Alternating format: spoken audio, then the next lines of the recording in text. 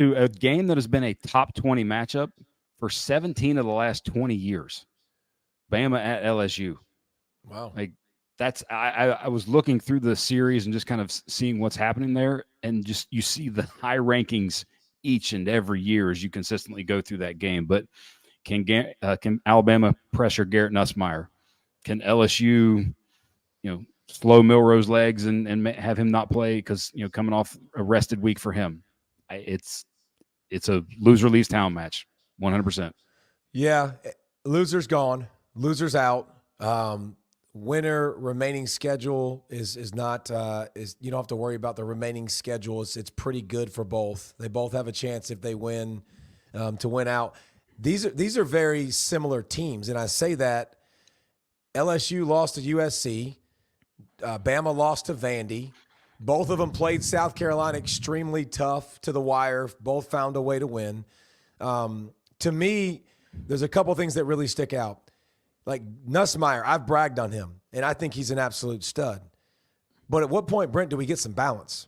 And they have none. And it is hard to consistently beat good teams when you don't even attempt to run the football. Like, again, when they did that against A&M and they had stopped attempting to run the football, A&M started to show disguises and play the pass and put in their passing packages, and they had a lot of success, and they forced turnovers. Like, I'm staying in my dime. I'm staying in my nickel packages. I'm not putting bigs on the field. I'm going to consistently rush the passer. If LSU doesn't run the football and doesn't attempt to, they're going to get stomped out at home, like in Death Valley. They're going to lose. Like, they're going to lose. They have to form some kind of balance. They've had none of it this year. The only time they had to do it was at South Carolina in the second half, and they gave it to Durden, and he rushed for 100 yards. And, like, it was okay. They ran to the left a ton. They were good. It worked. Like, I think they've got to – I just don't see it unless they're going to try to run the football somehow, some way. Do you think that this is one of those games where DeBoer says, all right, Jalen, I need you to tote it 15 to 20 times because we come off a bye week. We're rested up. I need this game. Just going to run through it because, like you said, with the running game, I was just looking through some numbers. Alabama's top two running backs only have 800 yards in the 8 games. Yeah. They're on pace for 300, 400, 500 yards less than what they've had for almost a decade running from their top 2 running backs.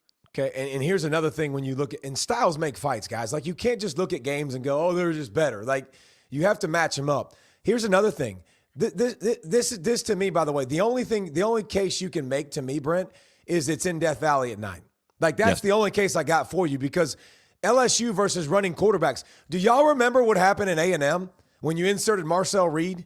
Like, he's still scoring. He's still running. He threw the ball 2 times. Didn't even have to worry about it and shredded LSU. Lenora Sanders at South Kakalaka. South Kakalaka. He had 100 yards in the first half.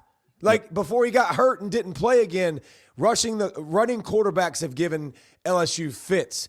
Like, I don't think this is a good matchup for LSU. They've got to find a way to run the football, use the home crowd, like play action a little bit with Nuss. But I got the Tide, man. I don't trust their pass rush, which is why this could be a good matchup because Bama's pass rush is by no stretch what we've seen over the past couple years.